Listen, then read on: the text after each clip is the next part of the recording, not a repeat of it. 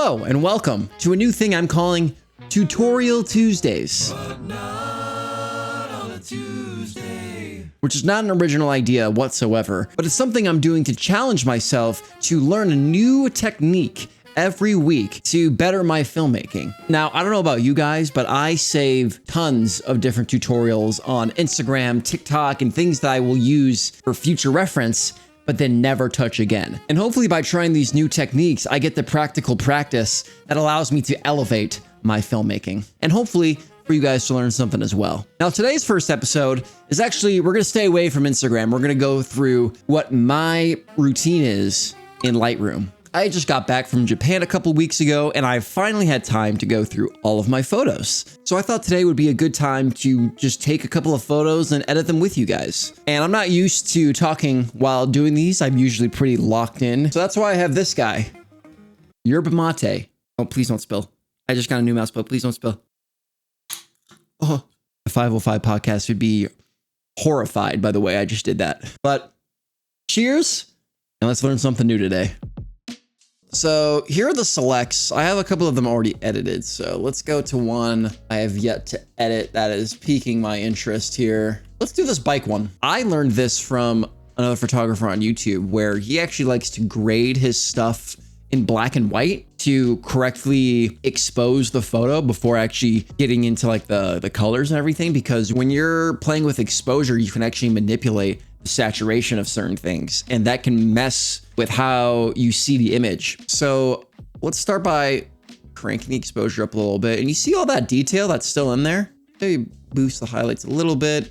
Shadows can go down. I'm just kind of making my basic curves. Blacks can be crushed a little bit because I'm kind of going for that filmy look. And then there's not much whites in here besides the walls, so I'll kind of keep those a little low. And then maybe the highlights will, I like that. And then instead of using the contrast slider to like give me that expanding contrast, I actually like to use a little bit of the clarity and a little bit of the dehaze. If I pump up the dehaze, it'll bring me a darker image if you look at that histogram. And when you bump up the clarity, you'll see that the mids start to kind of be adjusted a little bit. Now, by the way, I'm no professional at this. This is just my process on editing photos, and hopefully you maybe learn something along the way, but I'm by no means a professional. I do this as a hobby, and I do this for pure pleasure. There's probably plenty of correct ways to edit a photo, and I'm probably doing none of those ways. So just a disclaimer to put on the front of the video. I am not a professional. Don't listen to me unless you want to. And let's do a little bit with the tone curve here. I like to kind of bring those whites down. For the shadows, let's maybe raise them a little bit. Bring up the blacks a little bit too. Not too much though. A little goes a long way. And I don't think I'll play with the middle section a little later when I'm actually looking at the photo. But from there, that gives us a good base. This is a really good start. This is what we got before and after. And this looks terrible, right? Absolutely terrible. But that's where we actually start going in. We start manipulating what we like about the photo. So our subject here is obviously the bike. It's hidden behind these beautiful, beautiful bushes. These beautiful, gross bushes. But I think that the area right here just gives so much character. So already I'm thinking like maybe we highlight it with a radial kind of mask in the center there. Right now I can already tell my whites are a little hot. Bring those down a tiny bit. Let's see, maybe we add a little bit of warmth. A little bit of warmth there. I like that. You can obviously do your basic white balance. You find a white piece and then you kind of you let it auto white balance. But again, I like to be a little creative. You know, there's a lot of greenery. There's a lot of greenery in this area. But in this photo, there's actually a lot of greenery. And I like to think of when I'm coloring a photo, how the light reacts to certain things. And when light is bouncing off of all these plants, all these shrubs and bushes, you're gonna get a lot more of a greenish look to your light. So let's bump it a little bit on the green side. Nothing crazy. That actually might be a little too much. So let's bring it back maybe right there, you know, and it's super subtle, but I think in the end, it'll make a big difference. So I'm excited to see how that turns out. And if we don't like it, we can adjust it later. That's kind of my whole thing is if I don't like it, well, we can do something about it later. What I like to do, and this is maybe controversial, but I like to bump up the vibrance and then I like to cut the saturation. Kind of gives it that muted look. It's not super in your face and super oversaturated, but it's also not like super muted that you can't see any of the colors, right? And then I don't touch the RGB curves until very much later. So again, we have lots of greens. So do we want to fluctuate that, or do we want to mute them a little bit? That's the biggest question, right? I think right now is we want to dial in the greens that we want. I'm thinking we bump the greens a little bit towards like the kind of aqua cool color, and then we bump the yellows to like more of an orange. Reds, let's keep dark. Oranges, I think it's gonna affect a lot of the leaves. Kind of not looking for anything like super poppy in this. Like I like the more muted look. It feels real and nostalgic in a way. Saturation, again, I'm kind of thinking like, okay, so we don't need the purples and the magentas. So I like to usually just kind of crush those to like very isolate the colors that we need.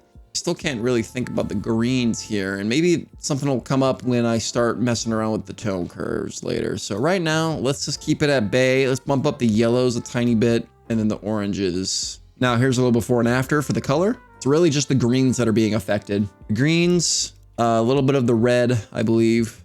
Actually gonna move that red to like more of an orange now.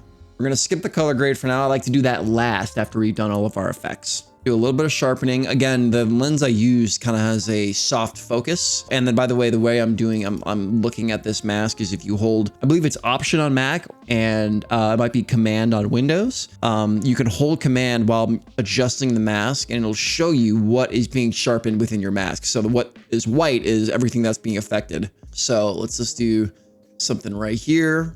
You don't want to go crazy with the sharpening. And calibration. Calibration I tend to stay away from. Can be a little tricky, especially when you're like really diving deep and there's all these different versions, which I don't really know too much about. But again, we want to kind of elevate the greens in a way. So maybe we kind of actually bump them up to like a yellow. Already we can tell that saturation has brought this photo to life. Right? Again, the vision for this picture has completely changed from where we started, you know? I'm kind of liking more oranges for the red primaries, and we bring down the saturation maybe a little bit. Another thing I constantly look at is balance, right? When I'm editing a photo, it's like, okay, does the photo look too green? Does the photo look too purple? Does it look too red? Does it look too blue? And then if it does in any of those areas, I try to pull back the adjacent colors. So for example, we're getting a lot of yellowish greenish going on here on the walls, and let's say we don't like that. So complementary to like this greenish yellow is going to be more like a blue because it's kind of on the warmer side. And then another little tip that I like to do is I like to use this color picker. I don't really know what it's called. What's it called? Let's just call it the point curve tool. So I click on that and then it actually tells me where in the histogram these values are at. Do you see that dot moving around? So that's going to be in our midtones. I like to make sure I kind of lock all those just to start. If I were to move this a little bit more to the cool end, you see how that wall has changed from like really warm to now a very kind of more white color. It's gone neutral. Again, very subtle, but I'm always looking for that balance. Actually might also be a little green in that section, so I might kind of pull that down to the purples. And now it's giving us a completely different look from how we started. Again, do you see how green it used to be? And now we've adjusted the green curve and it's kind of a little bit more neutral, a little bit more, I guess, on the magenta side. But I don't think I'm done. I don't think I'm done quite yet. I'm actually seeing in the highlights, there's quite a bit of like kind of blue going on. Now, let's see, if we go too much, what does that look like? Okay, it starts to get a little bit more magenta. And again, before and after, the amount of change is drastic at this point. You can tell from, you know, how green it used to be to now kind of more magenta. Now we can maybe move this back to the green side. And just, again, it's all about balance. I'm trying to balance my photo as best as I can while also keeping some creative features in it. So actually adding some dehaze. I don't know what dehaze really does. Let's look it up together. What does the dehaze slider do in Lightroom? Increases or decreases local contrast, especially in the midtones, to cut through haze or fog. If you drag it to the right, it reduces haze, adds contrast and depth. If you drag it to the left, it adds haze, which can be useful for a dreamy, soft, or filmic look. But it can also incorporate some noise in the shadows, so you want to be careful with that. So now let's actually experiment. Do we like the dehaze crispy, or do we like it a little bit more filmic?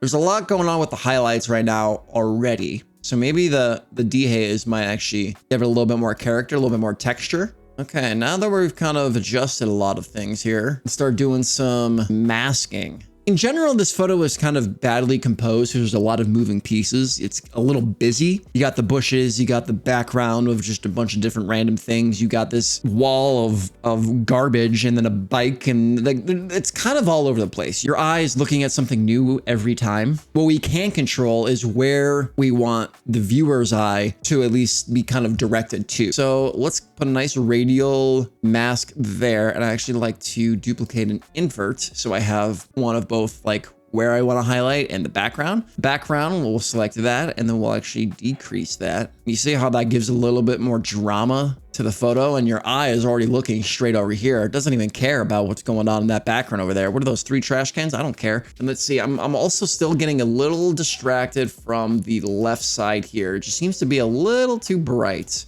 So I'm gonna actually decrease that. And now we're starting to get somewhere. Now we're starting to get to like an actual curated photo here. We're gonna do another linear here from the bushes. I think I kind of want to bring the coolness down a little bit. And then we'll bring some texture into the mix. Bring a little bit of exposure down. That looks great. Maybe we do use the dehaze one last time here. Like I said, I'd like to use the dehaze to give a kind of dreamy look to things, and you can add some haze yourself. So what I'm gonna do is I'm actually gonna take the already existing sunlight from the left here. I'm gonna draw a linear gradient mask from the corner down as if it's like our source of light.